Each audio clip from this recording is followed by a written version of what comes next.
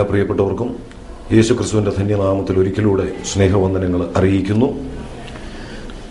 പരിശുദ്ധാത്മാവ് എന്ന വിഷയത്തെ കുറിച്ചാണല്ലോ ഈ നാളുകളിൽ വിശുദ്ധ ബൈബിൾ അടിസ്ഥാനമാക്കി നാം പഠിച്ചുകൊണ്ടിരിക്കുന്നത്. കഴിഞ്ഞ ക്ലാസ്സുകളിൽ ആമുഖമായി ചില കാര്യങ്ങൾ നാം പഠിക്കുകയുണ്ടായി. പരിശുദ്ധാത്മാവിന് തിരുവെഴുത്തിൽ നൽകപ്പെട്ടിട്ടുള്ള വ്യത്യസ്തങ്ങളായ നാമങ്ങൾ, ഈ പഠനത്തിൻ്റെ ആവശ്യകത, അതുപോലെ പരിശുദ്ധാത്മാവിൻ്റെ വ്യക്തിത്വം, പരിശുദ്ധാത്മാവിൻ്റെ ദൈവത്വം എന്നീ കാര്യങ്ങളാണ് കഴിഞ്ഞ ക്ലാസ്സുകളിൽ നാം പഠിച്ചത്. അതുകൂടാതെ പരിശുദ്ധാത്മാവിന് ഉപയോഗിച്ചിട്ടുള്ള വ്യത്യസ്തങ്ങളായ സാദൃശ്യങ്ങൾ, അവയിലൂടെ വെളിപ്പെടുത്തി തന്നിട്ടുള്ള ചില യാഥാർത്ഥ്യങ്ങളും സത്യങ്ങളും നാം ചിന്തിക്കുകയുണ്ടായി. ഇന്ന് ആ പഠനത്തിൻ്റെ മറ്റൊരു ഭാഗത്തേക്കാണ് നാം പ്രവേശിക്കുന്നത്. ദൈവിക തൃത്വത്തിലെ ഒരു വ്യക്തിത്വമാണ് പരിശുദ്ധാത്മാവ് എന്നുള്ളത് നാം ഇതിനോടകം വ്യക്തമായി ചിന്തിക്കുകയുണ്ടായി.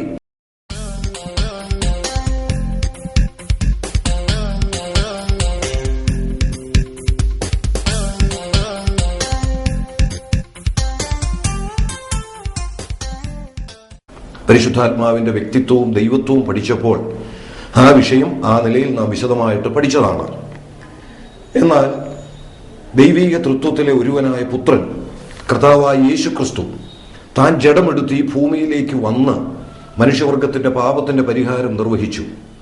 ആ ദൗത്യത്തിനു വേണ്ടി താൻ ഈ ഭൂമിയിലേക്ക് വന്ന ആ വരവ് മുതൽ യേശു ക്രിസ്തുവിനോടുള്ള ബന്ധത്തിൽ പരിശുദ്ധാത്മാവിന്റെ പ്രവർത്തനങ്ങളും വളരെ വ്യക്തമായിട്ട് തിരുവെഴുത്തിലൂടെ നമുക്ക് മനസ്സിലാക്കാനായിട്ട് കഴിയും. അതുകൊണ്ട് ഇനി ക്ലാസ്സിലെ നമ്മുടെ പഠനം യേശു ക്രിസ്തുവിനോടുള്ള ബന്ധത്തിൽ പരിശുദ്ധാത്മാവിന്റെ വ്യത്യസ്തങ്ങളായ പ്രവർത്തനങ്ങൾ എന്നുള്ളതാണ്. അതിന് ആധാരമായി 1-2 വാക്യങ്ങൾ പ്രാരംഭമായിട്ട് ഒന്ന് വായിക്കാം. യെശയ്യാ പ്രവചനം 11-ാം അധ്യായത്തിന്റെ 2-ാം വാക്യം ഒന്ന് വായിക്കുകയാണ്. 1-2 വാക്യങ്ങൾ. എന്നാൽ ഇശായിയുടെ കുറ്റിയിൽ നിന്ന് ഒരു മുള പൊട്ടിപ്പുറപ്പെടും, അവന്റെ വേരുകളിൽ നിന്നുള്ള ഒരു കൊമ്പ് ഫലം കായ്ക്കും, അവന്റെ മേൽ യഹോവയുടെ ആത്മാവ് ആവസിക്കും, ജ്ഞാനത്തിന്റെയും വിവേകത്തിന്റെയും ആത്മാവ്, ആലോചനയുടെയും ബലത്തിന്റെയും ആത്മാവ്, പരിജ്ഞാനത്തിന്റെയും യഹോവ ഭക്തിയുടെയും ആത്മാവ് തന്നെ. ഇവിടെ ഇശായിയുടെ കുറ്റിയിൽ നിന്ന് ഒരു മുള പൊട്ടിപ്പുറപ്പെടും എന്ന് പറഞ്ഞിട്ടുള്ളത് യേശുക്രിസ്തുവിനെ കുറിച്ചാണ്. ദാവീദിന്റെ സന്തതിയായി വരുന്ന കർത്താവായ യേശുക്രിസ്തുവിനെ കുറിച്ചുള്ള ഒരു പ്രവചന വാക്യമാണ് നാം ഇവിടെ വായിച്ചത്. അവിടെ ആ പ്രവചന വാക്യം പറഞ്ഞ് യേശുക്രിസ്തുവിനെ കുറിച്ച് പറഞ്ഞിട്ട് പറയുന്നത് അവന്റെ മേൽ യഹോവയുടെ ആത്മാവ് വസിക്കും എന്നാണ്. അതുപോലെ തന്നെ യെശയ്യാ പ്രവചനം 42-ാം അധ്യായത്തിന്റെ 1-ാം വാക്യത്തിലും നാം ഇങ്ങനെ വായിക്കുന്നു: ഇതാ ഞാൻ താങ്ങുന്ന എന്റെ ദാസൻ, എന്റെ ഉള്ളം പ്രസാദിക്കുന്ന എന്റെ വൃതൻ, ഞാൻ എന്റെ ആത്മാവിനെ അവന്റെ മേൽ വച്ചിരിക്കുന്നു. ഇവിടെയും യേശുക്രിസ്തുവിനെ കുറിച്ച് പറയുന്ന ഒരു വാക്യഭാഗമാണ്. അവിടെയും ഇങ്ങനെ തന്നെ വ്യക്തമായിട്ട് രേഖപ്പെടുത്തിയിരിക്കുന്നു: ഞാൻ എന്റെ ആത്മാവിനെ അവന്റെ മേൽ വെച്ചിരിക്കുന്നു. പഴയ നിയമത്തിലെ യെശയ്യാ പ്രവചനത്തിലെ 2 വാക്യങ്ങളാണ് ഞാൻ വായിച്ചു കേൾപ്പിച്ചത്. ലൂക്കോസിന്റെ സുവിശേഷം 4-ാം അധ്യായത്തിന്റെ 17-ാം വാക്യം, നമ്മുടെ കർത്താവ് തന്നെ യെശയ്യാ പ്രവചകന്റെ പുസ്തകം എടുത്തു വായിച്ച് ഒരു പ്രത്യേക ഭാഗം വായിച്ച് പുസ്തകം അടക്കി വെച്ചു. ആ സംഭവമാണ് നാം അവിടെ വായിക്കുന്നത്. അവിടെ അതിന്റെ 18-ാം വാക്യത്തിലേക്ക് വരുമ്പോൾ പറയുന്നത്: ദരിദ്രന്മാരോട് സുവിശേഷം അറിയിപ്പാൻ കർത്താവ് എന്നെ അഭിഷേകം ചെയ്യുകയാൽ അവന്റെ ആത്മാവ് എന്റെ മേൽ ഉണ്ട്. ഈ ഭാഗം കർത്താവ് തന്നെ കുറിച്ച് തന്നെയാണ് എന്നുള്ളത് ബോധ്യപ്പെടുത്തുകയാണ്. അപ്പൊ ഈ വാക്യഭാഗങ്ങളിലൂടെ കർത്താവിന്റെ മേൽ പരിശുദ്ധാത്മാവിന്റെ ആവാസമുണ്ട്, അവന്റെ മേൽ ആത്മാവുണ്ട് എന്നുള്ളത് വ്യക്തമാക്കുന്നു. അതിനുവേണ്ടി 2-3 വാക്യഭാഗങ്ങൾ പ്രാരംഭമായി ഞാനൊന്ന് വായിച്ച് കേൾപ്പിച്ചു എന്ന് മാത്രം. യേശുക്രിസ്തുവിന്റെ ജനനം മുതൽ ജനനത്തോട് ബന്ധപ്പെട്ട് പരിശുദ്ധാത്മാവിന്റെ പ്രവർത്തനം നമുക്ക് കാണാൻ കഴിയും. ജനനം മുതൽ തന്റെ ജീവിതത്തിലുടനീളം താൻ ചെയ്ത അത്ഭുത പ്രവൃത്തികളില്, തന്റെ പഠിപ്പിക്കലുകളില്, താൻ കാൽവറിയിലെ ക്രൂശിൽ മരിച്ചു, തന്റെ മരണത്തോടുള്ള ബന്ധത്തില്, തന്റെ ഉയർത്തെഴുന്നേൽപ്പിനോടുള്ള ബന്ധത്തില്, തന്റെ വീണ്ടും വരവിനോടുള്ള ബന്ധത്തില്, ഇങ്ങനെ എല്ലാ മേഖലകളിലും ആത്മാവിന്റെ പ്രവർത്തനം യേശുക്രിസ്തുവിനോട് ബന്ധപ്പെട്ട് നമുക്ക് കാണുവാനായിട്ട് കഴിയും. അത് വേദപുസ്തകത്തിലുടനീളം വ്യക്തമാക്കിയിട്ടുള്ള ഒരു പഠനം തന്നെയാണ്. അത് നമുക്ക് വേഗത്തിൽ ഒന്ന് നോക്കാം. ആദ്യം യേശുക്രിസ്തുവിന്റെ ജനനത്തോടുള്ള ബന്ധത്തിൽ 2 വാക്യഭാഗങ്ങൾ ആ ബന്ധത്തിൽ ഒന്ന് വായിക്കുന്നു. ലൂക്കോസിന്റെ സുവിശേഷം 1-ാം അധ്യായം 35-ാമത്തെ വാക്യം. അവിടെ അതിന് ദൂതൻ, പരിശുദ്ധാത്മാവ് നിന്റെ മേൽ വരും, അത്യുന്നതിന്റെ ശക്തി നിന്റെ മേൽ നിഴലിടും, ആകയാൽ ഉത്ഭവിക്കുന്ന വിശുദ്ധ പ്രജ ദൈവപുത്രൻ എന്ന് വിളിക്കപ്പെടും. ഇത് ദൈവത്തിന്റെ ദൂതൻ, ഗബ്രിയേൽ ദൂതൻ പറയുന്ന വാക്കുകളാണ്. ഈ പശ്ചാത്തലം നമുക്കറിയാമല്ലോ. ലൂക്കോസിന്റെ സുവിശേഷം 1-ാം അധ്യായത്തിലേത് അവിടെ മറിയയോട് പറയുന്ന വാക്കുകളാണ്. മറിയയോട് പറയുമ്പോൾ അവൾ ഗർഭം ധരിച്ച് ഒരു മകനെ പ്രസവിക്കും എന്നൊക്കെ പറയുന്നുണ്ട്. അവൾ തന്നെ അപ്പോൾ ഇതെന്തോ, ഞാൻ പുരുഷനെ അറിഞ്ഞിട്ടില്ലല്ലോ എന്നൊക്കെ പറയുന്നുണ്ട്. അപ്പോൾ അതിന് മറുപടിയായിട്ട് ദൈവദൂതൻ താൻ തന്നെ മറിയയോട് പറയുന്ന വാക്കുകളാണ് നാം വായിക്കുന്നത്. നീ ഗർഭം ധരിച്ച് ഒരു മകനെ പ്രസവിക്കും. അതെങ്ങനെയാണ് എന്ന് പറയുന്നു. പരിശുദ്ധാത്മാവ് നിന്റെ മേൽ വരും, അത്യുന്നതന്റെ ശക്തി നിന്റെ മേൽ നിഴലിടും, ആകയാൽ ഉത്ഭവിക്കുന്ന പ്രജ, വിശുദ്ധ പ്രജ, ദൈവപുത്രൻ എന്ന് വിളിക്കപ്പെടും. അപ്പോൾ ദൈവപുത്രന്റെ ജനനത്തെക്കുറിച്ച്, യേശുക്രിസ്തുവിന്റെ ജനനത്തെക്കുറിച്ച് മറിയയോട് ദൈവത്തിന്റെ ദൂതൻ പറയുമ്പോൾ പറയുന്നത്, പരിശുദ്ധാത്മാവ് നിന്റെ മേൽ വരികയും അത്യുന്നതന്റെ ശക്തി നിന്റെ മേൽ നിഴലിടുകയും ചെയ്യും, നീ ഒരു വിശുദ്ധ പ്രജയെ പ്രസവിക്കും എന്നാണ് പറയുന്നത്. അപ്പോൾ മറിയയിലൂടെ, കന്യാമറിയത്തിലൂടെ യേശുക്രിസ്തു ജന്മമെടുത്തത് പരിശുദ്ധാത്മാവിനാലാണ് എന്ന് ആ വാക്യഭാഗത്തിലൂടെ നമുക്ക് മനസ്സിലാക്കുവാനായിട്ട് കഴിയുന്നു. ഇത് തന്നെ മത്തായി സുവിശേഷം 1-ാം അധ്യായത്തിന്റെ 18 മുതൽ 20 വരെയുള്ള വാക്യങ്ങൾ വായിച്ചാൽ കുറച്ചുകൂടെ വ്യക്തമായിട്ട് നമുക്ക് മനസ്സിലാക്കാനായിട്ട് കഴിയും. അത് ഞാനൊന്ന് വായിച്ചു കേൾപ്പിക്കട്ടെ. മത്തായി എഴുതിയ സുവിശേഷം 1-ാം അധ്യായം 18 മുതലുള്ള ചില വാക്യങ്ങൾ. എന്നാൽ യേശുക്രിസ്തുവിന്റെ ജനനം ഈ വണ്ണമായിരുന്നു.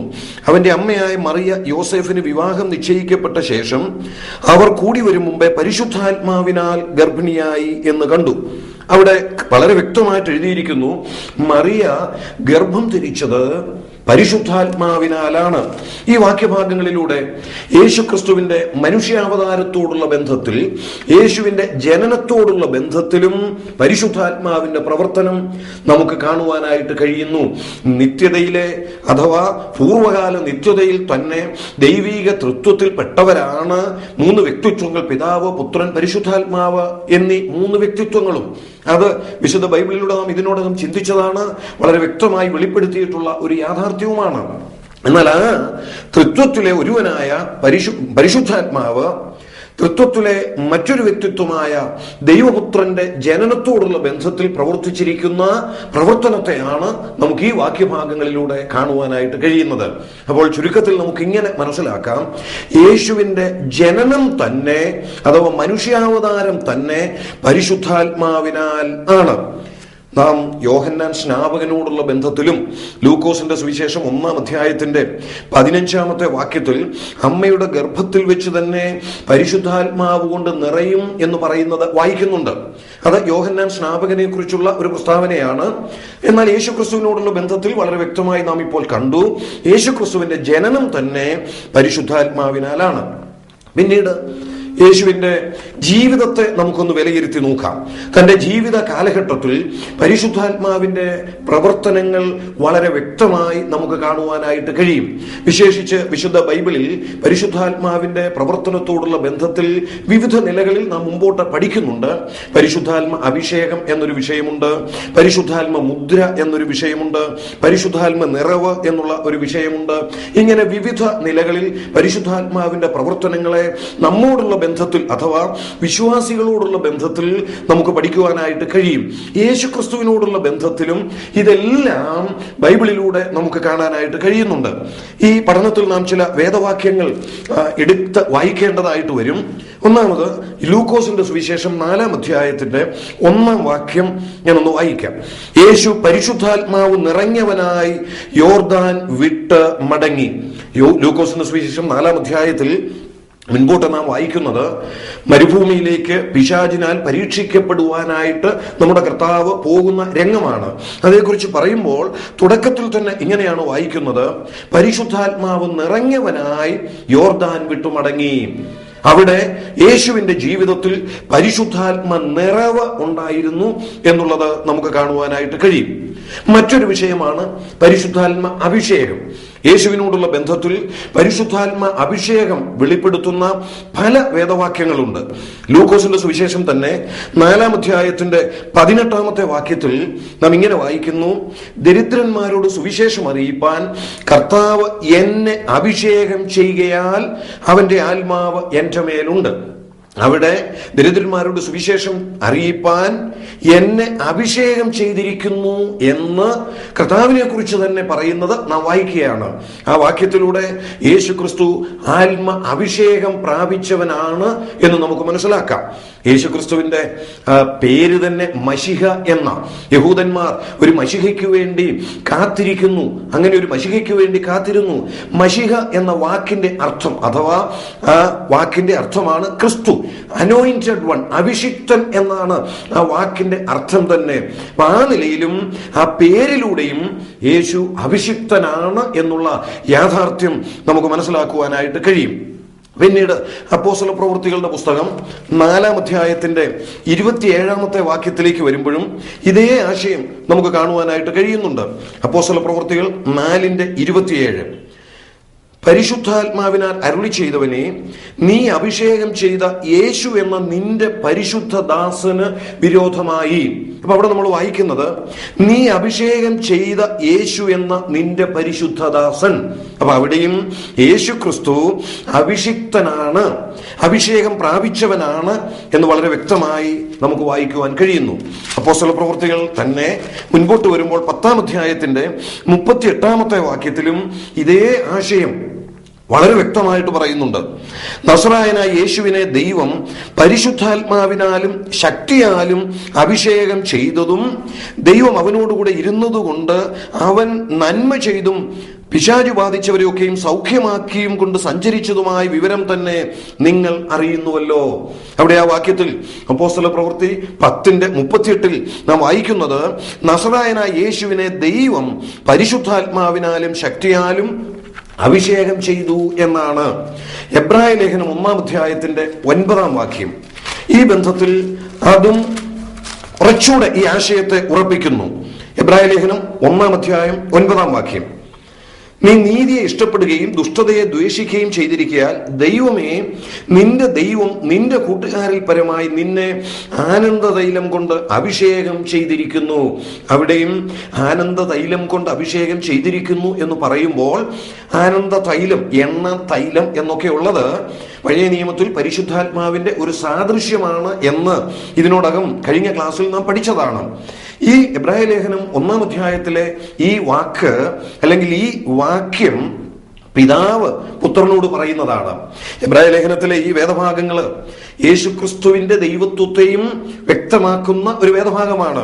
ഇതിനു മുൻപുള്ള വാക്യങ്ങളിൽ, പ്രത്യേകിച്ച് എബ്രായ ലേഖനം 1-ാം അധ്യായത്തിന്റെ 8-ാം വാക്യത്തിൽ പിതാവ് പുത്രനോടോ, ദൈവമേ, നിന്റെ സിംഹാസനം എന്നും എന്നേക്കുമുള്ളത്, നിന്റെ രാജത്വത്തിന്റെ ചെങ്കോൽ നേരുള്ള ചെങ്കോൽ, നീ നീതിയെ ഇഷ്ടപ്പെടുകയും ദുഷ്ടതയെ ദ്വേഷിക്കുകയും ചെയ്തിരിക്കാൻ ദൈവമേ എന്നാ വിളിക്കുന്നത്. അപ്പൊ പുത്രനെ പിതാവ് ദൈവമേ എന്ന് വിളിച്ചിരിക്കുന്നത് ആവർത്തിച്ച് നാം ഈ വാക്യഭാഗത്ത് കാണുന്നുണ്ട്. അതോട് ചേർത്താണ് പിതാവ് പറയുകയാണ്, നിന്റെ ദൈവം നിന്റെ കൂട്ടുകാരിൽ പരമായി നിന്നെ ആനന്ദതൈലം കൊണ്ട് അഭിഷേകം ചെയ്തിരിക്കുന്നു. അപ്പൊ അവിടെയും യേശു ക്രിസ്തു അഭിഷിക്തനാണ് എന്നുള്ള ആശയം വളരെ വ്യക്തമായി നമുക്ക് കാണുവാൻ കഴിയുന്നു. അപ്പോൾ യേശു ക്രിസ്തുവിനോടുള്ള ബന്ധത്തിൽ തന്റെ ജനനത്തിങ്കിൽ പരിശുദ്ധാത്മാവിന്റെ പ്രവർത്തനം നാം കാണുന്നു. തന്റെ ജീവിത കാലഘട്ടത്തിൽ ആത്മ നിറവ് ഉണ്ടായിരുന്നു എന്നുള്ളത് നാം കാണുകയുണ്ടായി. പരിശുദ്ധാത്മാവിനാൽ അഭിഷിക്തനായിരുന്നു യേശു ക്രിസ്തു എന്നുള്ളത് ഇപ്പൊ നാം ചിന്തിച്ച വേദവാക്യങ്ങളിലൂടെയും നാം കാണുകയുണ്ടായി. മറ്റൊരു വിഷയമാണ് ആത്മ മുദ്ര എന്ന് പറയുന്നത്. യോഹന്നാന്റെ സുവിശേഷം 6-ാം അധ്യായത്തിന്റെ 27-ാമത്തെ വാക്യം ഈ ആശയം വെളിപ്പെടുത്തുന്നു. യോഹന്നാന്റെ സുവിശേഷം 6-ാം അധ്യായം 27-ാമത്തെ വാക്യം ഞാനൊന്ന് വായിക്കാം. നശിച്ചു പോകുന്ന ആഹാരത്തിനായിട്ടല്ല, നിത്യജീവങ്കിലേക്ക് നിലനിൽക്കുന്ന ആഹാരത്തിനായിട്ട് തന്നെ പ്രവർത്തിപ്പീൻ. അത് മനുഷ്യപുത്രൻ നിങ്ങൾക്ക് തരും.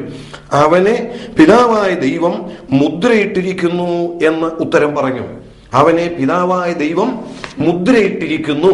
അപ്പോൾ അവിടെ യേശുക്രിസ്തുവിനോടുള്ള ബന്ധത്തിൽ ഈ മുദ്ര നമുക്ക് കാണുവാനായിട്ട് കഴിയുന്നു. കഴിഞ്ഞ ക്ലാസ്സിൽ മുദ്ര എന്തിനെ സൂചിപ്പിക്കുന്നു എന്നുള്ളത് വിശദമായിട്ട് നാം പഠിച്ചതാ.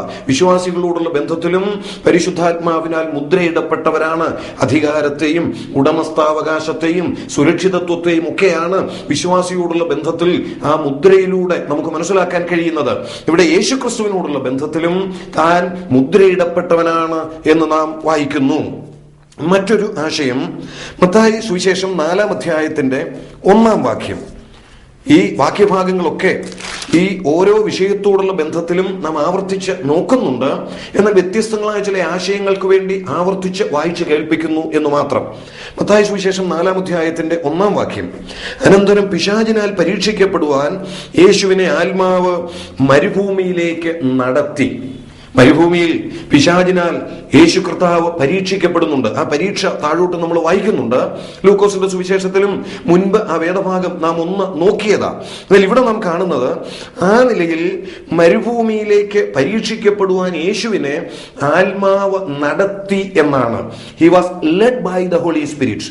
പരിശുദ്ധാത്മാവിന്റെ ഒരു നിയന്ത്രണം, പരിശുദ്ധാത്മാവിന്റെ ഒരു നടത്തിപ്പ്, പരിശുദ്ധാത്മാവിന്റെ ലീഡിങ് യേശു ക്രിസ്തുവിനോടുള്ള ബന്ധത്തിൽ, പ്രത്യേകിച്ച് താൻ പിശാചിനാൽ പരീക്ഷിക്കപ്പെടുന്നതിനോടുള്ള ബന്ധത്തിൽ നാം ഇവിടെ കാണുന്നു. അപ്പോൾ ആ ആശയവും ഇവിടെ വളരെ വ്യക്തമാണ്. യേശു ക്രിസ്തു പരിശുദ്ധാത്മാവിനാൽ നയിക്കപ്പെട്ട് നടത്തപ്പെട്ട് പ്രവർത്തിക്കുകയും ശുശ്രൂഷിക്കുകയും ചെയ്ത ആളാണ് എന്നുള്ളത്. മത്തായി സുവിശേഷം 12-ാം അധ്യായത്തിന്റെ 28-ാമത്തെ വാക്യത്തിൽ മറ്റൊരാശയം കാണുന്നു. ദൈവാത്മാവിനാൽ ഞാൻ ഭൂതങ്ങളെ പുറത്താക്കുന്നു, എങ്കിലോ ദൈവരാജ്യം നിങ്ങളുടെ അടുക്കൽ വന്നെത്തിയിരിക്കുന്നു. ഇവിടെ യേശുക്രിസ്തു ഭൂതങ്ങളെ പുറത്താക്കിയ ഒരു അത്ഭുതം പ്രവർത്തിച്ചു. ആ അത്ഭുതം പ്രവർത്തിച്ചു കഴിഞ്ഞപ്പോൾ അവിടെ ഉണ്ടായിരുന്ന യഹൂദന്മാർ, പ്രത്യേകിച്ച് അവരുടെ ഇടയിലെ പരീശന്മാരായ ആളുകൾ മുൻപോട്ട് വന്ന് ഇവൻ ഭൂതങ്ങളുടെ തലവനായ ബെയൽസെബൂലിനെ കൊണ്ട് ഭൂതങ്ങളെ പുറത്താക്കുന്നത് എന്ന് പറഞ്ഞ് അവനെതിരെ കുറ്റാരോപണം നടത്തുകയാണ്. അതിന് മറുപടി കർത്താവ് പറയുന്നതാണ് നാം ഇവിടെ വായിക്കുന്നത്. ദൈവാത്മാവിനാൽ ഞാൻ ഭൂതങ്ങളെ പുറത്താക്കുന്നു എങ്കിലോ. അപ്പോൾ അവൻ ഭൂതങ്ങളെ പുറത്താക്കിയത്, അതോ യേശുക്രിസ്തു അത്ഭുതങ്ങൾ പ്രവർത്തിച്ചത്, തന്റെ ശുശ്രൂഷകൾ താൻ നിർവഹിച്ചത്, ഇവിടെ നാം കാണുന്നു താൻ പരിശുദ്ധാത്മാവിന്റെ നിയന്ത്രണത്തിലൂടെ, പരിശുദ്ധാത്മാവിന്റെ ശക്തിയാലാണ്, ആത്മാവിനാലാണ് താൻ ഭൂതങ്ങളെ പുറത്താക്കിയത്. അപ്പൊ പരിശുദ്ധാത്മാവിന്റെ ഒരു ശക്തി തന്നിലൂടെ വ്യാപരിച്ചതായി നാം അവിടെ കാണുന്നു. He was empowered by the holy spirit. അതുപോലെ തന്നെ യോഹന്നാന്റെ സുവിശേഷം 11-ാം അധ്യായത്തിന്റെ 33-ാമത്തെ വാക്യത്തിലേക്ക് വരുമ്പോൾ യേശുക്രിസ്തുവിനോടുള്ള ബന്ധത്തിൽ ഇങ്ങനെയാണ് വായിക്കുന്നത്. യോഹന്നാന്റെ സുവിശേഷം 11-ാം അധ്യായത്തിലെ സംഭവം നമുക്കറിയാമല്ലോ. മരിച്ച ലാസറിനെ കർത്താവ് ഉയർപ്പിക്കുന്ന രംഗമാണ്. ലാസറിന്റെ കല്ലറയ്ക്ക് അരികിൽ കർത്താവ് കടന്നു വന്ന് നിൽക്കുന്നു. നാം 33-ാം വാക്യത്തിൽ വായിക്കുന്നത്, അവൾ കരയുന്നതും അവളോടുകൂടെ വന്ന യഹൂദന്മാർ കരയുന്നതും യേശു കണ്ടിട്ട് ഉള്ളം നൊന്ത് കലങ്ങി. He was sorrowed in the spirit എന്നാണ് ഇംഗ്ലീഷിൽ നാം വായിക്കുന്നത്. അവൻ ഉള്ളം നൊന്ത് കലങ്ങി. അപ്പോൾ താൻ വേദനപ്പെട്ടത്, താൻ ദുഃഖിച്ചത്, അവരോട് ചേർന്ന് തൻ്റെ ഉള്ളം കലങ്ങിയത്, അതേക്കുറിച്ച് നാം വായിക്കുന്നത് he was grieved or he was sorrowed in the spirit. അവൻ ആത്മാവിൽ ഉള്ളം നൊന്തു എന്നുള്ളതിന് അവൻ ആത്മാവിൽ വേദനപ്പെട്ടു എന്നാണ് നമുക്ക് മനസ്സിലാക്കുവാനായിട്ട് കഴിയുന്നത്. ആ നിലയിൽ താൻ വേദനപ്പെട്ടത് ആത്മാവിൽ. അതുപോലെ തന്നെ ലൂക്കോസിന്റെ സുവിശേഷം 10-ാം അധ്യായത്തിന്റെ 21-ാമത്തെ വാക്യത്തിൽ മറ്റൊരു കാര്യം നമുക്ക് കാണാൻ കഴിയുന്നത്. ലൂക്കോസിന്റെ സുവിശേഷം 10-ാം അധ്യായം 21-ാമത്തെ വാക്യം. ആ നാഴികയിൽ അവൻ പരിശുദ്ധാത്മാവിൽ ആനന്ദിച്ച് പറഞ്ഞത്. യേശുക്രിസ്തുവിനോടുള്ള ബന്ധത്തിലാണ് നാം വായിക്കുന്നത്. അവിടെ എന്താ നാം വായിക്കുന്നത്? He was rejoiced in holy spirit. അവൻ പരിശുദ്ധാത്മാവിൽ ആനന്ദിച്ചു. അപ്പൊ ഇവിടെ രണ്ടിടത്തും യോഹന്നാൻ 11:33, ലൂക്കോസ് 10:21 ഈ രണ്ട് ഭാഗങ്ങളിലും നാം കാണുന്ന മറ്റൊരു ആശയമാണ് യേശുക്രിസ്തു ദുഃഖിച്ചു, വേദനപ്പെട്ടു, അവന്റെ ഉള്ളം നൊന്തു, ഹൃദയം കലങ്ങി എന്നൊക്കെ നാം അവിടെ വായിക്കുന്നു. അതുപോലെ തന്നെ അവൻ ആനന്ദിച്ചു, സന്തോഷിച്ചു എന്ന് വായിക്കുന്നു. ഇതെല്ലാം ആത്മാവിൽ എന്ന ആ വാക്കൂടെ നാം അവിടെ കാണുകയാണ്. അതിനർത്ഥം എന്താ? തൻ്റെ ഈ ഫീലിങ്സ് പോലും, തൻ്റെ ഇമോഷൻസ് പോലും താൻ വെളിപ്പെടുത്തിയത് ആത്മാവിനാലാണ് എന്ന് നമുക്ക് മനസ്സിലാക്കുവാനായിട്ട് കഴിയുന്നു. അപ്പൊ ആ നിലയിൽ പരിശുദ്ധാത്മ നിറവ് തന്റെ ജീവിതത്തിൽ ഉണ്ടായിരുന്നു. പരിശുദ്ധാത്മാവിനാൽ അഭിഷേകം പ്രാപിച്ചവനായിരുന്നു, പരിശുദ്ധാത്മാവിനാൽ മുദ്രയിടപ്പെട്ടവനായിരുന്നു, പരിശുദ്ധാത്മാവിനാൽ നയിക്കപ്പെട്ടു, പരിശുദ്ധാത്മാവിന്റെ ശക്തി വ്യാപരിച്ചു, പരിശുദ്ധാത്മാവിൽ ദുഃഖിക്കുകയും സന്തോഷിക്കുകയും ഒക്കെ ചെയ്തു. എന്താ ഈ വാക്യഭാഗങ്ങളിലൂടെ നമുക്ക് മനസ്സിലാക്കുവാനായിട്ട് കഴിയുന്നത്? തന്റെ ജനനത്തോടുള്ള ബന്ധത്തിൽ പരിശുദ്ധാത്മാവിന്റെ പ്രവർത്തനം ഉണ്ടായിരുന്നു. ജനനത്തിൽ മാത്രമല്ല, തന്റെ ജീവിതത്തിൽ ഉടനീളം താൻ പരിശുദ്ധാത്മാവിനോടുള്ള ബന്ധത്തിൽ ഈ കാര്യങ്ങൾ നാം കണ്ടതിലൂടെ മനസ്സിലാക്കുന്നത് ജീവിതത്തിൽ ഉടനീളം പരിശുദ്ധാത്മാവിന്റെ പ്രവർത്തനം ഉണ്ടായിരുന്നു എന്നുള്ളതാണ്. നാം ഇവിടെ കണ്ടത് തന്റെ ശുശ്രൂഷകളിൽ മാത്രമല്ല, തന്റെ അത്ഭുത പ്രവൃത്തികളിൽ മാത്രമല്ല, തന്റെ വികാര പ്രകടനങ്ങളിൽ പോലും, താൻ പിശാചിനാൽ പരീക്ഷിക്കപ്പെടുന്ന രംഗത്ത് പോലും പരിശുദ്ധാത്മാവിന്റെ പ്രവർത്തനം നമുക്ക് കാണുവാനായിട്ട് കഴിയുന്നു. യേശുക്രിസ്തു മനുഷ്യവേഷമെടുത്ത് ഈ ഭൂമിയിൽ ജീവിച്ച കാലഘട്ടത്തിലെ തന്നോടുള്ള ബന്ധത്തിലെ പരിശുദ്ധാത്മാവിന്റെ പ്രവർത്തനമാണ് നാം ഈ ഭാഗങ്ങളിലൂടെ കണ്ടത്. അതുപോലെ തന്നെ ഇവ നാം ചിന്തിച്ചതാണ് വ്യത്യസ്ത നിലകളിലുള്ള പ്രവർത്തനം യേശുവിനോടുള്ള ബന്ധത്തിൽ. മൂന്നാമത്തെ ആശയമായിട്ട് ഈ പഠനത്തിൽ ഞാൻ ഇങ്ങനെ പറയട്ടെ, തന്റെ ശുശ്രൂഷകളും ആത്മാവിനാലായിരുന്നു. ലൂക്കോസിന്റെ സുവിശേഷം 4-ാം അധ്യായം 18-ാമത്തെ വാക്യം ആ കാര്യം വളരെ വ്യക്തമാക്കുന്നുണ്ട്. ദരിദ്രന്മാരോട് സുവിശേഷം അറിയിപ്പാൻ കർത്താവ് എന്നെ അഭിഷേകം ചെയ്യുകയാൽ അവന്റെ ആത്മാവ് എന്റെ മേലുണ്ട്. അവിടെ എന്റെ മേൽ പരിശുദ്ധാത്മാവുണ്ട്. അതുമാത്രമല്ല, ഞാൻ അഭിഷേകം പ്രാപിച്ചവനാണ് എന്നൊക്കെ അവിടെ പറയുന്നു. എന്തിനു വേണ്ടിയാ? ശുശ്രൂഷയോടുള്ള ബന്ധത്തിലാണ് ഇത് നാം കാണുന്നത്. ദരിദ്രന്മാരോട് സുവിശേഷം അറിയിപ്പാൻ. അപ്പം തന്റെ ശുശ്രൂഷയോടുള്ള ബന്ധത്തിൽ പരിശുദ്ധാത്മാവിന്റെ പ്രവർത്തനം വളരെ വ്യക്തമായി നമുക്ക് കാണുവാനായിട്ട് കഴിയുന്നു. ഇത് തന്നെ മത്തായി സുവിശേഷം 12-ാം അധ്യായത്തിന്റെ 28-ാമത്തെ വാക്യത്തിലും ഉണ്ട്. അവിടെയും നാം വായിക്കുന്നത് ദൈവാത്മാവിനാൽ ഞാൻ ഭൂതങ്ങളെ പുറത്താക്കുന്നു എന്ന. അപ്പൊ അത്ഭുത പ്രവൃത്തിയിൽ പരിശുദ്ധാത്മാവിന്റെ പ്രവർത്തനം, ആ നിലയിൽ തന്റെ ശുശ്രൂഷയിലുടനീളം പരിശുദ്ധാത്മാവിന്റെ പ്രവർത്തനം നമുക്ക് കാണുവാനായിട്ട് കഴിയുന്നു. മറ്റൊരു മേഖലയാണ് കർത്താവിന്റെ സ്നാനം. മത്തായി സുവിശേഷം 3-ാം അധ്യായത്തിന്റെ 17-ാമത്തെ വാക്യത്തിൽ നാം ഇങ്ങനെ വായിക്കുന്നുണ്ട്. അതിന്റെ 16-17 വാക്യങ്ങൾ. യേശു സ്നാനമേറ്റ ഉടനെ വെള്ളത്തിൽ നിന്ന് കയറി. അപ്പോൾ സ്വർഗം തുറന്നു, ദൈവാത്മാവ് പ്രാവെന്ന പോലെ ഇറങ്ങി തന്റെ മേൽ വരുന്നത് അവൻ കണ്ടു. ഇവൻ എന്റെ പ്രിയപുത്രൻ, ഇവനിൽ ഞാൻ പ്രസാദിച്ചിരിക്കുന്നു എന്ന് സ്വർഗത്തിൽ നിന്ന് ഒരു ശബ്ദവും ഉണ്ടായി. നാം എന്താ ഇവിടെ വായിക്കുന്നത്? യേശുക്രിസ്തുവിനോടുള്ള ബന്ധത്തിൽ പരിശുദ്ധാത്മാവിന്റെ പ്രവർത്തനം വളരെ വ്യക്തമായി നാം ഇവിടെ കാണുകയാണ്. തന്റെ സ്നാനത്തോടുള്ള ബന്ധത്തിൽ നമുക്കറിയാം, ദൈവീക തൃത്വം ഒന്നിച്ച് പ്രവർത്തിക്കുന്നതായി ആദിയോടന്തം വേദപുസ്തകത്തിൽ നമുക്ക് കാണുവാനായിട്ട് കഴിയുന്നുണ്ട്. നാം വായിക്കുന്നു, സൃഷ്ടിയോടുള്ള ബന്ധത്തിൽ പിതാവ്, പുത്രൻ, പരിശുദ്ധാത്മാവ് ഈ 3 വ്യക്തിത്വങ്ങളും ഒരുപോലെ പ്രവർത്തിക്കുന്നുണ്ട്. വീണ്ടെടുപ്പ് എന്നുള്ള വിഷയത്തോടുള്ള ബന്ധത്തിൽ ഈ 3 വ്യക്തിത്വങ്ങളും ഒരുപോലെ പ്രവർത്തിക്കുന്നുണ്ട്. രക്ഷയോടുള്ള ബന്ധത്തിൽ ഈ 3 വ്യക്തിത്വങ്ങളും ഒരുപോലെ പ്രവർത്തിക്കുന്നുണ്ട്. അതുപോലെ സ്നാനത്തോടുള്ള ബന്ധത്തിലും നമ്മുടെ കർത്താവ് സ്നാനത്തിന്റെ കൽപ്പന തന്നപ്പോൾ തന്നെ പറഞ്ഞതും പിതാവിന്റെയും പുത്രന്റെയും പരിശുദ്ധാത്മാവിന്റെയും നാമത്തിൽ എന്ന വളരെ വ്യക്തമായിട്ട് പറഞ്ഞിട്ടുള്ളത്. ഇവിടെ യേശുക്രിസ്തുവിനോടുള്ള ബന്ധത്തിൽ തന്റെ സ്നാനത്തിലും ഈ ദൈവീക തൃത്വം ഒന്നിച്ച് പ്രവർത്തിക്കുന്നത് നമുക്ക് കാണുവാനായിട്ട് കഴിയുന്നു. ഇവിടെ പുത്രനാണ് സ്നാനമേറ്റ് നിൽക്കുന്നത്. ഈ സമയത്ത് സ്വർഗം തുറന്നു. പിതാവ് സ്വർഗത്തിൽ നിന്ന് ഇങ്ങനെ അരുളി ചെയ്തു, ഇവൻ എന്റെ പ്രിയപുത്രൻ, ഇവനിൽ ഞാൻ പ്രസാദിച്ചിരിക്കുന്നു.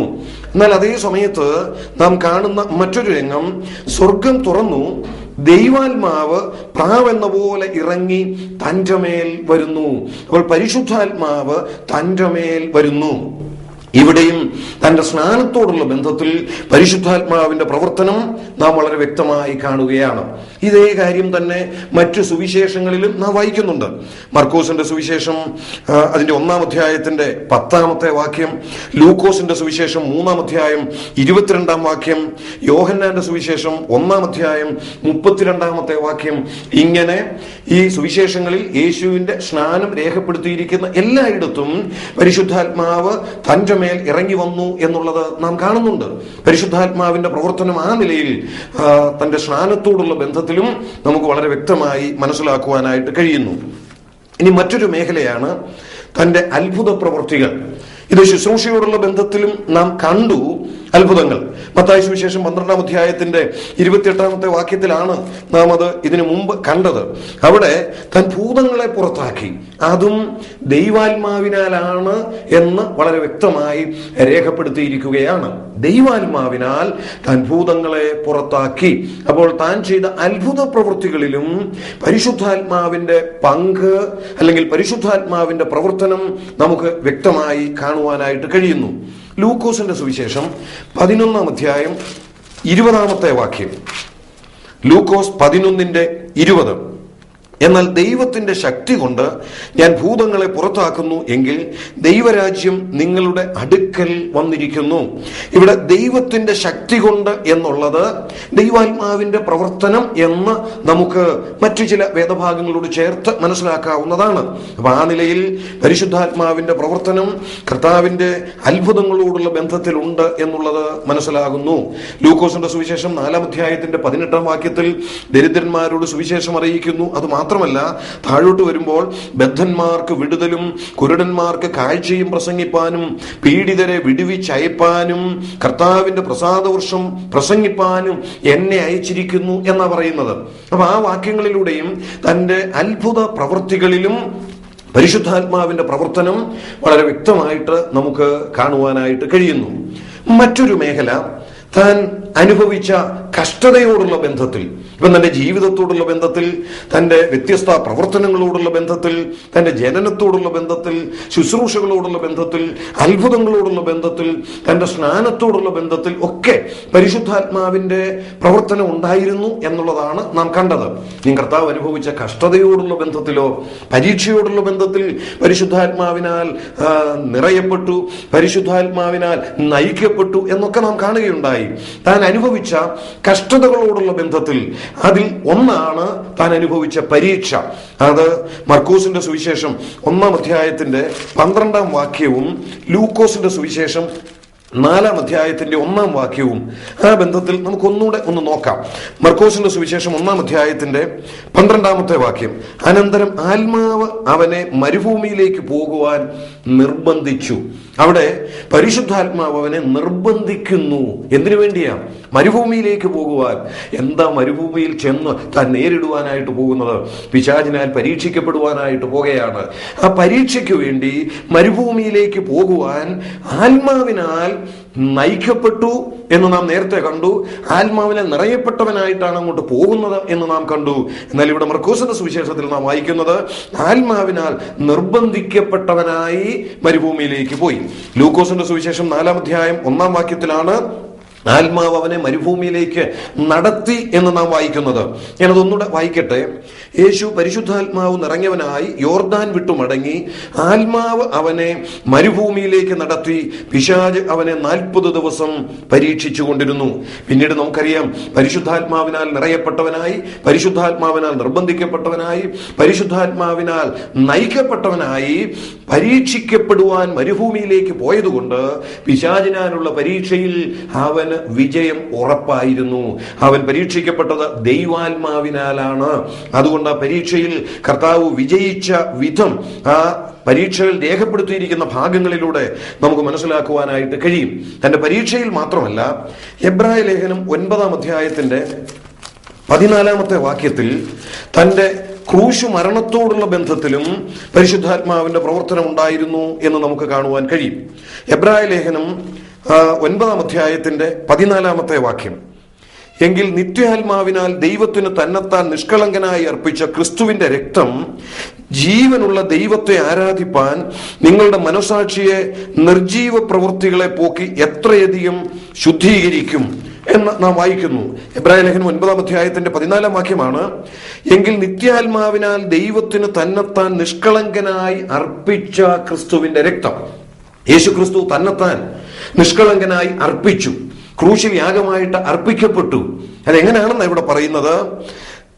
നിത്യാത്മാവിനാൽ ദൈവത്തിന് തന്നെത്താൻ നിഷ്കളങ്കനായി അർപ്പിച്ച ക്രിസ്തുവിന്റെ രക്തം. അപ്പൊ അതും നിത്യ ആത്മാവിനാലാണ് താൻ അർപ്പിക്കപ്പെട്ടത്. അപ്പോൾ യേശു ക്രിസ്തുവിന്റെ യാഗവും ദൈവാത്മാവിനാലാണ് എന്ന് ആ ഭാഗത്തിലൂടെ വളരെ വ്യക്തമായിട്ട് നമുക്ക് മനസ്സിലാക്കുവാനായിട്ട് കഴിയുന്നു. യേശു ക്രിസ്തു പരീക്ഷിക്കപ്പെട്ടത് പരിശുദ്ധാത്മാവിനാൽ. യേശു ക്രിസ്തുവിന്റെ ക്രൂശു മരണം, യേശു ക്രിസ്തുവിന്റെ കാൽവറിയിലെ യാഗം നിത്യ ആത്മാവിനാൽ. അങ്ങനെ യേശു ക്രിസ്തു ആത്മാവിനാൽ, നിത്യാത്മാവിനാൽ യാഗമായി അർപ്പിക്കപ്പെട്ടു. യേശുക്രിസ്തുവിന്റെ ജീവിതകാലത്ത് പരീക്ഷ ഉൾപ്പെടെയുള്ള പ്രയാസങ്ങളിലൂടെ, പ്രതിസന്ധികളിലൂടെ കടന്നുപോയത് ദൈവാത്മാവിനാൽ നടത്തപ്പെട്ടവനായി എല്ലാം ഈ ഭാഗങ്ങളിലൂടെ വളരെ വ്യക്തമായി നമുക്ക് മനസ്സിലാക്കുവാനായിട്ട് കഴിയുന്നു. ഇനിയും നാം മുമ്പോട്ട് നോക്കിയാൽ തന്റെ പുനരുത്ഥാനത്തോടുള്ള ബന്ധത്തിലും പരിശുദ്ധാത്മാവിന്റെ പ്രവർത്തനം നമുക്ക് കാണുവാനായിട്ട് കഴിയും. റോമാലേഖനം 1-ാം അധ്യായത്തിന്റെ 4-ാം വാക്യം ആ ബന്ധത്തിൽ നമുക്കൊന്ന് വായിക്കാം. റോമാലേഖനം 1-ാം അധ്യായം 4-ാം വാക്യം.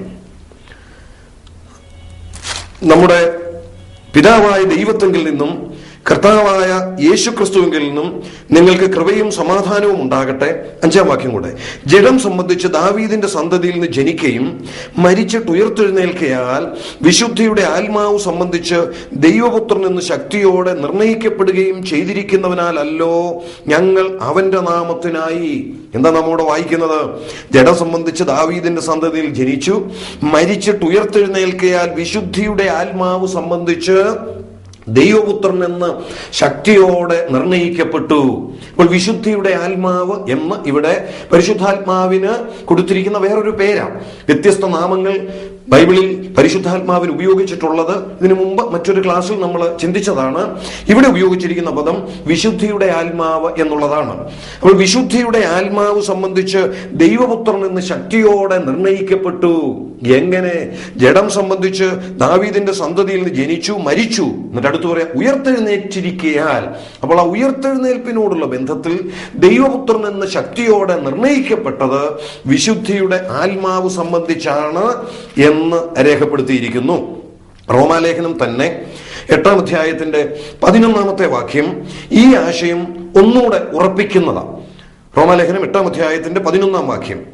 യേശുവിനെ മരിച്ചവരിൽ ഉയർപ്പിച്ചവന്റെ ആത്മാവ് നിങ്ങളിൽ വസിക്കുന്നു എങ്കിൽ ക്രിസ്തു യേശുവിനെ മരണത്തിൽ നിന്ന് ഉയർപ്പിച്ചവൻ നിങ്ങളിൽ വസിക്കുന്ന തന്റെ ആത്മാവിനെ കൊണ്ട് നിങ്ങളുടെ മർത്യശരീരങ്ങളെയും ജീവിപ്പിക്കും. ഇവിടെ ദൈവജനത്തോട് പറയുന്ന ഒരു വാക്കാണ്. നിങ്ങളുടെ മർത്യശരീരങ്ങളെയും ജീവിപ്പിക്കും. അഥവാ ഒരു പുനരുത്ഥാനമുണ്ട്, ഒരു ഉയർത്തെഴുന്നേൽപ്പുണ്ട് എന്നുള്ള ആശയമാണ് ഇവിടെ പറയുന്നത്. അത് പറയുമ്പോൾ എന്താ രേഖപ്പെടുത്തിയിരിക്കുന്നത്? യേശുവിനെ മരിച്ചവരിൽ ഉയർപ്പിച്ചവന്റെ ആത്മാവ് നിങ്ങളിൽ വസിക്കുന്നു. ഞാൻ മുമ്പേ പറഞ്ഞ ആശയം ഇവിടെ ഒന്നുകൂടെ വ്യക്തമാകുകയാണ്. വിശുദ്ധിയുടെ ആത്മാവ് സംബന്ധിച്ച് ഉയർത്തെഴുന്നേൽപ്പിനാൽ ദൈവപുത്രൻ എന്ന് ശക്തിയോടെ നിർണയിക്കപ്പെട്ടു എന്ന് റോമാലേഖനം 1-ാം അധ്യായം 4-ാം വാക്യത്തിൽ നാം കണ്ടു. ഇവിടെ വരുമ്പോൾ ആ ഉയർപ്പ് ആത്മാവിനാലാണ് എന്ന് ഒന്നുകൂടെ ഉറപ്പിച്ച് പറയുകയാണ്. യേശുവിനെ മരിച്ചവരിൽ ഉയർപ്പിച്ചവന്റെ ആത്മാവ് നിങ്ങളിൽ വസിക്കുന്നു. എന്നിട്ട് എന്താ പറയുന്നത്? എങ്കിൽ ക്രിസ്തു യേശുവിനെ മരണത്തിൽ ഉയർപ്പിച്ചവൻ നിങ്ങളിൽ വസിക്കുന്ന തന്റെ ആത്മാവിനെ കൊണ്ട് നിങ്ങളുടെ മർത്യശരീരങ്ങളെയും ഉയർപ്പിക്കും. അപ്പോൾ യേശു ക്രിസ്തുവിന്റെ ഉയർപ്പിനോടുള്ള ബന്ധത്തിൽ പരിശുദ്ധാത്മാവിന്റെ പ്രവർത്തനം നാം കാണുന്നു. അത് മുൻപോട്ട് നമ്മുടെ ഉയർപ്പിനോടുള്ള ബന്ധത്തിലും ഉണ്ട് എന്നുള്ളതാണ് നമുക്കിവിടെ കാണാനായിട്ട് കഴിയുന്നത്. ഇവിടെ നമ്മുടെ മർത്യശരീരങ്ങൾ ഉയർക്കുക എന്ന് പറയുന്നത് എപ്പോഴാണ് എന്ന് ലേഖനത്തിൽ മുൻപോട്ട് വെളിപ്പെടുത്തിയിട്ടുണ്ട്. നാം തെസ്സലോനിക്ക ലേഖനത്തിലൊക്കെ വായിക്കുന്നുണ്ടല്ലോ, കർത്താവ് താൻ ഗംഭീരനാദത്തോടെയും പ്രധാന ദൂതന്റെ ശബ്ദത്തോടെയും ദൈവത്തിന്റെ കാഹളത്തോടും കൂടെ സ്വർഗത്തിൽ നിന്ന് ഇറങ്ങി വരും, അപ്പോൾ ക്രിസ്തുവിൽ മരിച്ചവർ ഉയർത്തെഴുന്നേൽക്കും എന്ന്. അപ്പൊ ആ നിലയിൽ ക്രിസ്തുവിൽ മരിച്ചവർ ഉയർപ്പിക്കപ്പെടുന്ന ആ രംഗത്തെയാണ് ഇവിടെ സൂചിപ്പിക്കുന്നത്. ആ ഉയർപ്പിനെ കുറിച്ചും പറയുന്നത് തന്റെ ആത്മാവിനെ കൊണ്ട് നിങ്ങളുടെ മർത്യശരീരങ്ങളെയും ജീവിപ്പിക്കും എന്നാണ്. അപ്പോൾ യേശുക്രിസ്തുവിന്റെ ഉയർപ്പിൽ പ്രവർത്തിച്ച പരിശുദ്ധാത്മാവ് നമ്മുടെ ഉയർപ്പിനോടുള്ള ബന്ധത്തിലും പ്രവർത്തിക്കുന്നതായിട്ടാണ് നമുക്ക് അവിടെ നിന്ന് മനസ്സിലാക്കുവാനായിട്ട് കഴിയുന്നത്. 1 പത്രോസ് 3-ാം അധ്യായത്തിന്റെ 18-ാമത്തെ വാക്യം. 1 പത്രോസ് 3-ന്റെ 18. ക്രിസ്തുവും നമ്മെ ദൈവത്തോട് അടുപ്പിക്കേണ്ടതിന് നീതിമാനായി നീതികെട്ടവർക്ക് വേണ്ടി പാപം നിമിത്തം ഒരിക്കൽ കഷ്ടം അനുഭവിച്ചു, ജഡത്തിൽ മരണശിക്ഷ ഏൽക്കുകയും ആത്മാവിൽ ജീവിപ്പിക്കപ്പെടുകയും ചെയ്തു. അപ്പൊ മരണശിക്ഷ ഏറ്റു, ക്രൂശിൽ മരിച്ചു, അടക്കപ്പെട്ടു, പിന്നെയും ജീവിപ്പിക്കപ്പെട്ടു, പിന്നെയും ഉയർപ്പിക്കപ്പെട്ടു ആത്മാവിൽ എന്ന് അവിടെ പറഞ്ഞിരിക്കുന്നത്. ഈ വാക്യങ്ങളെല്ലാം തന്റെ ഉയർപ്പിനോടുള്ള ബന്ധത്തിലും പരിശുദ്ധാത്മാവിന്റെ പ്രവർത്തനം വളരെ വ്യക്തമായി നമുക്ക് കാണുവാനായിട്ട് കഴിയുന്നു. ഇനി മറ്റൊരു മേഖല, ഉയർപ്പിക്കപ്പെട്ട കർത്താവ് താൻ ഉയർപ്പിന് ശേഷം തന്റെ ശിഷ്യന്മാരെ വിളിച്ച് കൽപ്പന കൊടുക്കുന്നുണ്ട്. ശിഷ്യന്മാരോട് വളരെ വ്യക്തമായി അവർ മുൻപോട്ട് പോകണം, സുവിശേഷം അറിയിക്കണം എന്നൊക്കെയുള്ള കൽപ്പനകളൊക്കെ കൊടുക്കുന്നത് പ്രത്യേകിച്ച് നമ്മൾ അപ്പോസ്തല പ്രവൃത്തികളുടെ പുസ്തകം 1-ാം അധ്യായത്തിൽ വായിക്കുന്നുണ്ട്. അവിടെ താൻ കൊടുക്കുന്ന കൽപ്പനകളോടുള്ള ബന്ധത്തിൽ നാം വായിക്കുന്നത് അതും ആത്മാവിനാലാണ് എന്നാണ്. നാം ആ ഭാഗങ്ങള് അപ്പോസ്തല പ്രവൃത്തികളുടെ പുസ്തകം 1-ാം അധ്യായത്തിലാണ് വായിക്കുന്നത്. ഞാൻ അതൊന്ന് ഇങ്ങനെ വായിച്ചോട്ടെ. അതിന്റെ ആദ്യ ഭാഗങ്ങളിൽ, തെയോഫിലോസെ, ഞാൻ എഴുതിയ 1-ാമത്തെ ചരിത്രം യേശു തിരഞ്ഞെടുത്ത അപ്പോസ്തലന്മാർക്ക് പരിശുദ്ധാത്മാവിനാൽ കൽപ്പന കൊടുത്തിട്ട് ആരോഹണം ചെയ്ത നാൾ വരെ അവൻ ചെയ്തും ഉപദേശിച്ചും തുടങ്ങിയ സകലത്തെയും കുറിച്ചായിരുന്നുവല്ലോ എന്നാ നാം അവിടെ വായിക്കുന്നത്. അവിടെ പരിശുദ്ധാത്മാവിനാൽ കൽപ്പന കൊടുത്തിട്ട് ആരോഹണം ചെയ്ത നാൾ വരെ അവൻ ചെയ്തും ഉപദേശിച്ചും തുടങ്ങിയ സകലത്തെയും കുറിച്ചായിരുന്നുവല്ലോ. അപ്പൊ ഉയർപ്പിക്കപ്പെട്ട കർത്താവ് ഉയർപ്പിന് ശേഷം ശിഷ്യന്മാരെ വിളിച്ച് കൽപ്പന കൊടുത്ത കാര്യം അവിടെ എഴുതിയിരിക്കുന്നു. അവരോട് പറഞ്ഞല്ലോ, നിങ്ങൾ ഭൂലോകമൊക്കെ പോകണം, സകല സൃഷ്ടിയോടും സുവിശേഷം പ്രസംഗിക്കണം, വിശ്വസിക്കുന്നവരെ പിതാവിന്റെയും പുത്രന്റെയും പരിശുദ്ധാത്മാവിന്റെയും നാമത്തിൽ സ്നാനപ്പെടുത്തണം എന്നീ കൽപ്പനകളൊക്കെ കൊടുത്തു. ഈ കൽപ്പനകൾ കൊടുത്തതിനെ കുറിച്ച് അവിടെ പറയുമ്പോൾ ഇങ്ങനെയാ പറയുന്നത്, അവൻ പരിശുദ്ധാത്മാവിനാൽ കൽപ്പന കൊടുത്തു. അപ്പോൾ കർത്താവിന്റെ ഉയർപ്പിനു ശേഷം ശിഷ്യന്മാർക്ക് കൽപ്പനകൾ കൊടുത്തിടത്തും ആത്മാവിനാൽ, പരിശുദ്ധാത്മാവിനാൽ എന്ന് നാം അവിടെ വായിക്കുന്നു. കർത്താവ് അതിനുശേഷം നമുക്കറിയാം കൽപ്പനയൊക്കെ കൊടുത്തു. കർത്താവ് സ്വർഗാരോഹണം ചെയ്തു. സ്വർഗാരോഹണം ചെയ്ത കർത്താവ് ഇനിയും വീണ്ടും വരും. തന്റെ വരവിനോടുള്ള ബന്ധത്തിലും റോമാലേഖനം 8-ാം അധ്യായത്തിന്റെ 11-ാം വാക്യം നമുക്കൊന്നുകൂടെ വായിക്കാം. അവിടെ ഈ ആശയം പറയുന്നുണ്ട്. തന്റെ വരവിനോടുള്ള ബന്ധത്തിലും കർത്താവിന്റെ പരിശുദ്ധാത്മാവിന്റെ പ്രവർത്തനം. യേശുവിനെ മരിച്ചവരിൽ നിന്ന് ഉയർപ്പിച്ചവന്റെ ആത്മാവ് നിങ്ങളിൽ വസിക്കുന്നുവെങ്കിൽ ക്രിസ്തുയേശുവിനെ മരണത്തിൽ നിന്ന് ഉയർപ്പിച്ചവൻ നിങ്ങളിൽ വസിക്കുന്ന തന്റെ ആത്മാവിനെ കൊണ്ട് നിങ്ങളുടെ മർത്യ ശരീരങ്ങളെയും ജീവിപ്പിക്കും. മുൻപ് യേശുക്രിസ്തുവിന്റെ ഉയർപ്പിനോടുള്ള ബന്ധത്തിൽ പരിശുദ്ധാത്മാവിന്റെ പ്രവർത്തനം ഉണ്ട് എന്ന് നാം കണ്ടു. അതോട് ചേർത്ത് ഈ വാക്യം ഞാൻ ഒന്ന് വായിച്ചതാണ്. നമ്മുടെയും ഉയർപ്പിനോടുള്ള ബന്ധത്തിൽ പരിശുദ്ധാത്മാവിന്റെ പ്രവർത്തനമുണ്ട് എന്ന് സൂചിപ്പിക്കുവാൻ. എന്നാൽ ഇവിടെ മറ്റൊരാശയം കൂടെ നമുക്ക് ലഭിക്കുന്നത്, നമ്മുടെ ഉയർപ്പിനോടുള്ള ബന്ധത്തിൽ ആ ഉയർപ്പിക്കുന്നത് ആര് എന്ന് പറയുന്നിടത്ത് തന്റെ ആത്മാവിനെ കൊണ്ട് എന്ന് ഇവിടെ രേഖപ്പെടുത്തിയിരിക്കുന്നു. ഒന്നുകൂടെ ശ്രദ്ധിക്കണം. യേശുവിനെ മരിച്ചവരിൽ ഉയർപ്പിച്ചവന്റെ ആത്മാവ് നിങ്ങളിൽ വസിക്കുന്നു എങ്കിൽ ക്രിസ്തുയേശുവിനെ മരണത്തിൽ ഉയർപ്പിച്ചവൻ നിങ്ങളിൽ വസിക്കുന്ന തന്റെ ആത്മാവിനെ കൊണ്ട് നിങ്ങളുടെ മർത്യ ശരീരങ്ങളെയും ജീവിപ്പിക്കും. അപ്പൊ ആത്മാവിനെ കൊണ്ട് മർത്യ ശരീരങ്ങളെയും ജീവിപ്പിക്കും.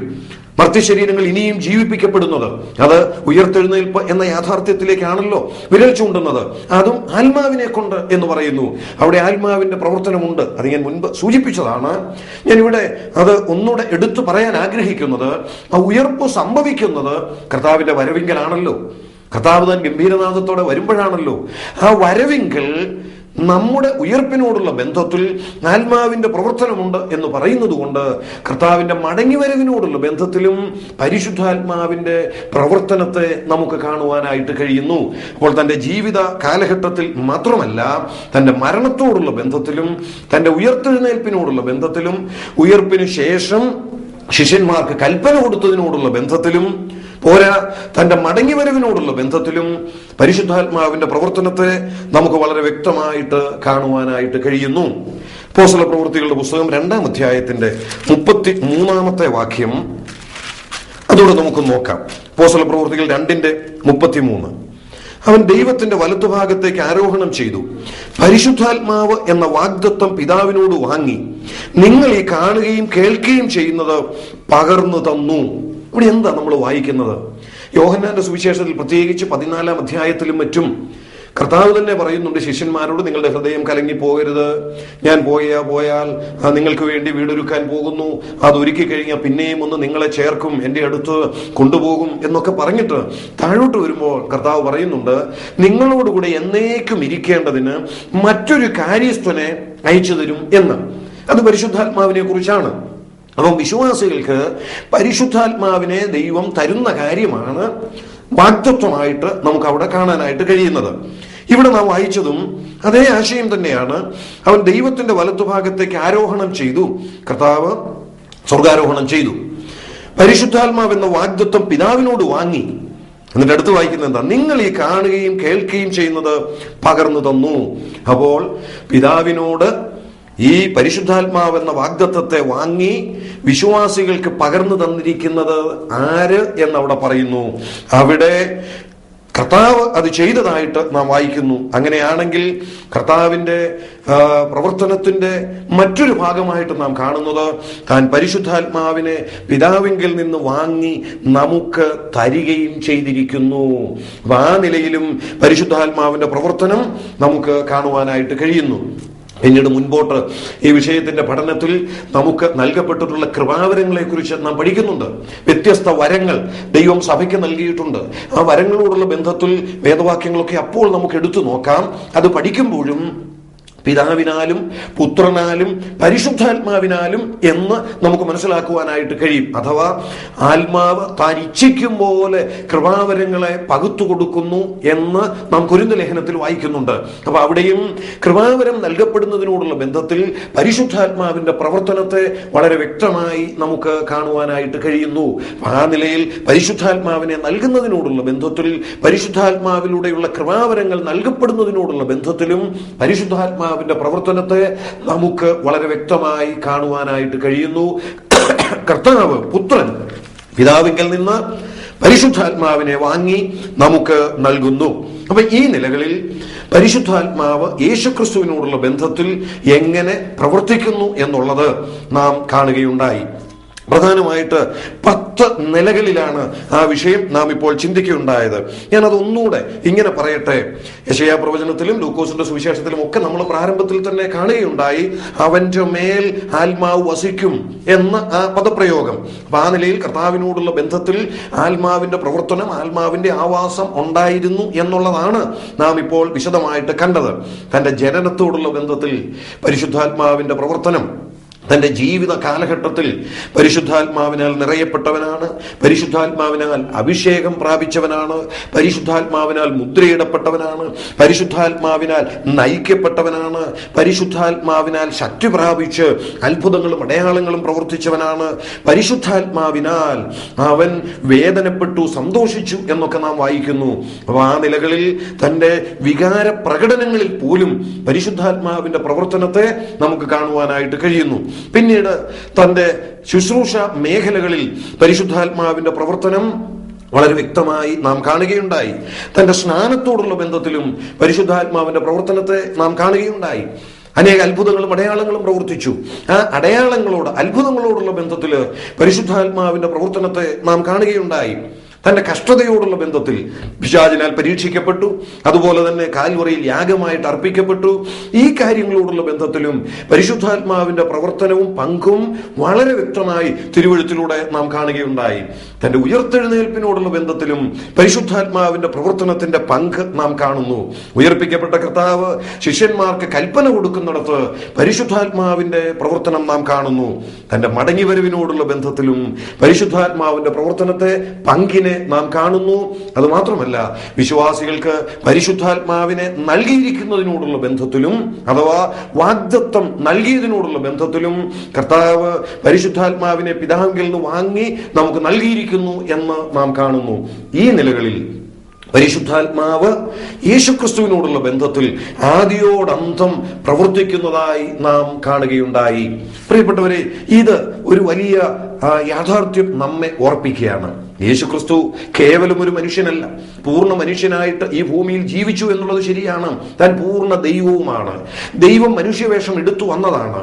താൻ മനുഷ്യവേഷം എടുത്ത് ഈ ഭൂമിയിൽ ജീവിച്ച കാലഘട്ടത്തിൽ തന്റെ ജനനം മുതല് ജനനത്തോട് ബന്ധപ്പെട്ട് ജനനം മുതൽ തൻ്റെ ജീവിതത്തിലും പ്രവർത്തനങ്ങളിലും ശുശ്രൂഷകളിലും ഉടനീളം താൻ അനുഭവിച്ച കഷ്ടതകളിലും ക്രൂശുമരണത്തിലും എല്ലാം, തൻ്റെ ഉയർപ്പിലും മടങ്ങിവരവിലും എല്ലാം പരിശുദ്ധാത്മാവിന്റെ പ്രവർത്തനത്തിന്റെ പങ്ക് നാം കാണുന്നു. അവൻ ആത്മാവിനാൽ നിറയപ്പെട്ടു, നടത്തപ്പെട്ടു. എല്ലാ നിലകളിലും പരിശുദ്ധാത്മാവിന്റെ പ്രവർത്തനത്തെ നമുക്ക് കാണുവാനായിട്ട് കഴിയുന്നു.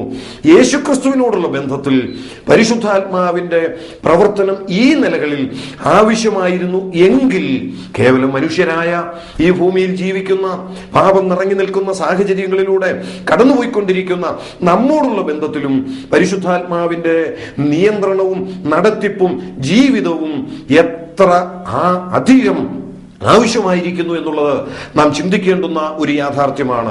പ്രിയപ്പെട്ടവരെ, ഞാൻ പറയട്ടെ, നാം ഈ ഭൂമിയിൽ ജീവിക്കുന്ന കാലത്ത് ഒരു വിശ്വാസി എന്നുള്ള നിലയിൽ വിജയകരമായി മുൻപോട്ട് പോകണമെന്നുണ്ടെങ്കിൽ, പിശാചിനാൽ പരീക്ഷിക്കപ്പെടുമ്പോൾ അതിനെ വിജയിച്ച് മുൻപോട്ട് പോകുവാൻ കഴിയണമെന്നുണ്ടെങ്കിൽ, നമ്മുടെ ജീവിതത്തിൽ നാം നേരിടേണ്ടി വരുന്ന വ്യത്യസ്ത സാഹചര്യങ്ങളെ വിജയകരമായി തരണം ചെയ്ത് മുൻപോട്ട് പോകുവാൻ കഴിയണമെന്നുണ്ടെങ്കിൽ, കർത്താവ് ആഗ്രഹിക്കുന്ന നിലയിൽ പ്രയോജനപ്രദമായി ശുശ്രൂഷകൾ ചെയ്ത് മുൻപോട്ട് പോകുവാൻ കഴിയണമെന്നുണ്ടെങ്കിൽ, അത് മാത്രമല്ല, എങ്ങനെ പറയട്ടെ, നാം ഈ ഭൂമിയിൽ സമൂഹത്തിൽ ജീവിക്കുമ്പോൾ വ്യത്യസ്ത ബന്ധങ്ങളും കടപ്പാടുകളും ചുമതലകളും ഒക്കെ നമുക്കുണ്ട്. അതൊക്കെ കൃത്യമായും വിജയകരമായും നിർവഹിച്ച് മുൻപോട്ട് പോകുവാൻ കഴിയണമെങ്കിലും നമുക്ക് പരിശുദ്ധാത്മാവിന്റെ സഹായവും നിയന്ത്രണവും ആവശ്യമാണ്. അതുകൊണ്ടാണ് എഫേസ്യ ലേഖനത്തിൽ പറയുന്നുണ്ട്, be filled with the holy spirit. പരിശുദ്ധാത്മാവിനാൽ നിറയപ്പെടണം എന്ന ആ വിഷയം തന്നെ നമ്മൾ പിന്നാലെ പഠിക്കുന്നുണ്ട്. അതുകൊണ്ട് ആ ഭാഗത്തേക്ക് അത് ഞാൻ മാറ്റിവെക്കുന്നു. ഇങ്ങനെ പറയട്ടെ, കർത്താവിന് തന്റെ ഐഹിക ജീവിതകാലത്ത് പരിശുദ്ധാത്മാവിന്റെ പ്രവർത്തനം, സഹായം അഥവാ പങ്ക് ആവശ്യമായിരുന്നുവെങ്കിൽ കേവലം മനുഷ്യരായ നമ്മുടെ ജീവിതത്തിൽ എത്രയധികം. അതുകൊണ്ട് പരിശുദ്ധാത്മാവിനാൽ നിറയപ്പെട്ടവരായി നമ്മുടെയും ക്രിസ്തീയ ജീവിതം മുൻപോട്ട് കൊണ്ടുപോകുവാൻ നാം വളരെ ശ്രദ്ധിക്കേണ്ടത് ആവശ്യമാണ്. ഇവിടെ പറയപ്പെടുന്ന വ്യത്യസ്തങ്ങളായ അനുഗ്രഹങ്ങൾ, വ്യത്യസ്തങ്ങളായ പദവികൾ, അത് നമ്മോടുള്ള ബന്ധത്തിൽ നാം പിന്നാലെ പഠിക്കുന്നതാണ്. പരിശുദ്ധാത്മാവിന്റെ സഹായത്താൽ മാത്രമേ നമുക്ക് വിജയകരമായി ജീവിക്കാൻ കഴിയൂ. അതുകൊണ്ട് ആ പരിശുദ്ധാത്മാവിന്റെ നിയന്ത്രണത്തിന് പൂർണ്ണമായി വിധേയപ്പെട്ട മാത്രം, പരിശുദ്ധാത്മാവിനാൽ നൽകപ്പെടുന്ന ആലോചനകൾക്ക് കീഴ്പ്പെട്ട മാത്രം നമ്മുടെ ജീവിതം മുൻപോട്ട് കൊണ്ടുപോകുവാൻ ദൈവത്തിന്റെ ആത്മാവ് നമ്മെ സഹായിക്കട്ടെ. പരിശുദ്ധാത്മാവ് എന്ന വിഷയത്തോടുള്ള ബന്ധത്തിൽ മറ്റു ചില ഭാഗങ്ങളിലേക്ക്, മറ്റു ചില അധ്യായങ്ങളിലേക്ക് പിന്നാലെ നമുക്ക് പ്രവേശിക്കാം. ഇപ്പോൾ ഇന്ന് ഈ ക്ലാസ് ഇവിടെ അവസാനിപ്പിക്കുന്നു. ദൈവം നിങ്ങളെ ഓരോരുത്തരെയും അനുഗ്രഹിക്കുമാറാകട്ടെ.